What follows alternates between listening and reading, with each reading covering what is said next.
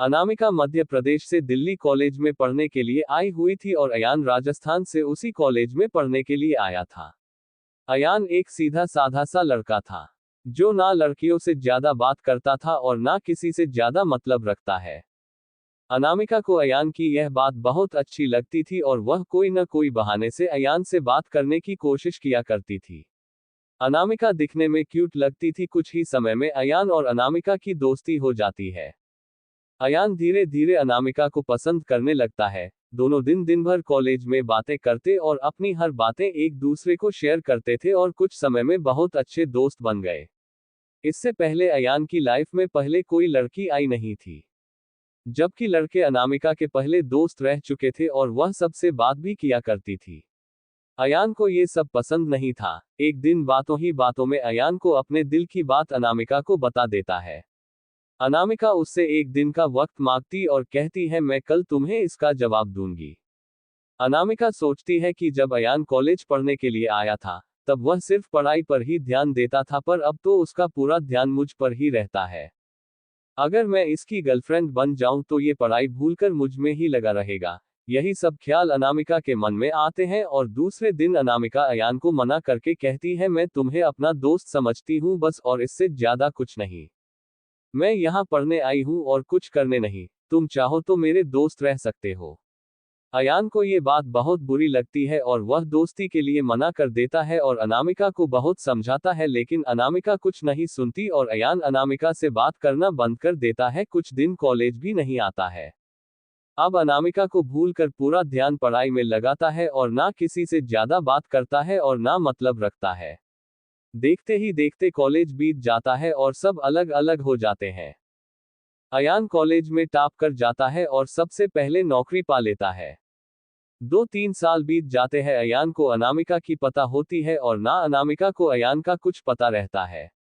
अयान अपनी पुरानी कंपनी छोड़ वह एक नई कंपनी में ज्वाइन करता है, जिसमें उसकी पोस्ट और पगार दोनों ही पहले से अच्छे मिलते हैं। अयान पहले दिन ऑफिस जाता है तो उसे पता चलता है अनामिका भी उसकी जूनियर बनके इस ऑफिस में काम करती है। वह उस पर बिल्कुल भी ध्यान नहीं देता है और अपने काम में ही लगा रहता है।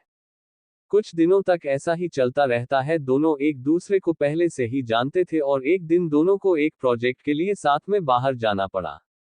प्रोजेक्ट के बाद ना चाहते हुए भी अयान और अनामिका की बातें होने लगती है। अनामिका अयान को समझाती है आखिर उसने उसको मना क्यों किया था। अयान को अनामिका की बात समझ आ जाती है और दोनों में फिर से गहरी दोस्ती हो जाती है और पूरे ऑफिस में दोनों की दोस्ती के चर्चे होने लगते हैं। अयान सीधा साधा लड़का था, उसको किसी से कुछ ज्यादा मतलब नहीं रहता। कुछ समय के बाद अयान अनामिका को डिनर पर ले जाकर अपने प्यार का इजहार करता है। अनामिका इस बार अयान को प्यार के लिए मना नहीं करना चाहती थी, पर उसके पास कोई चारा नहीं था क्योंकि कुछ ही दिनों में उसकी शादी होने वाली थी। अनामिका अयान को अपनी शादी की बात बताती है। इस बार अयान का दिल पूरी तरह टूट जाता है। वह बिना कुछ कहे वहां से चला जाता है। फिर अनामिका रात में सोचती है कि अयान से अच्छा लड़का मुझे कहीं भी नहीं मिलेगा। वह फैसला करती है कि कल अयान को हाँ बोल दूंगी, फिर मम्मी और पापा को अयान से शादी करने के लिए मना लूंगी। जब दूसरे दिन अनामिका ऑफिस जाती है तो उसको पता चलता है कि अयान ऑफिस छोड़कर वहां से चला गया और दोबारा कभी कंपनी में नहीं आएगा। जाते जाते आयन अनामिका को एक खत लिखकर जाता है। जिस दिन से मैंने तुम्हें देखा था उसी दिन से मुझे तुमसे प्यार हो गया था। मैं तुम्हें जिंदगी में कभी नहीं भूल पाऊंगा। तुम जहां भी रहो, जिसके भी साथ रहो, खुश रहो। अब मैं अपने जीवन में इस दर्द के साथ ही जिंदा रहूंगा। मैंने हमेशा तुमसे प्यार किया है। तुम मेरी जिंदगी में आने वाली पहली और आखिरी लड़की हो। अब ना कोई मेरी जिंदगी में आएगा और ना मैं किसी को अपने जिंदगी में आने दूंगा। मैं बस अब तुम्हारी यादों में ही रहूंगा। आज के बाद पूरी जिंदगी में तुम्हें कभी अपनी शक्ल नहीं दिखाऊंगा।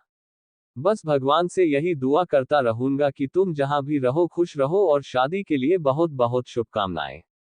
अनामिका आयन को खोजने की बहुत कोशिश करती है, पर कई साल बीत जाने के बाद भी उसको अयान नहीं मिलता और वह अपने माँ बाप की पसंद के लड़के के साथ शादी कर लेती। इस तरह दोनों हमेशा हमेशा के लिए एक दूसरे से बिछड़ गए और दर्द के साथ अपनी जिंदगी व्यतीत करते हैं। दोस्तों, अगर आपको हमारी ये कहानी पसंद आई हो तो अपने दोस्तों के साथ जरूर शेयर करें।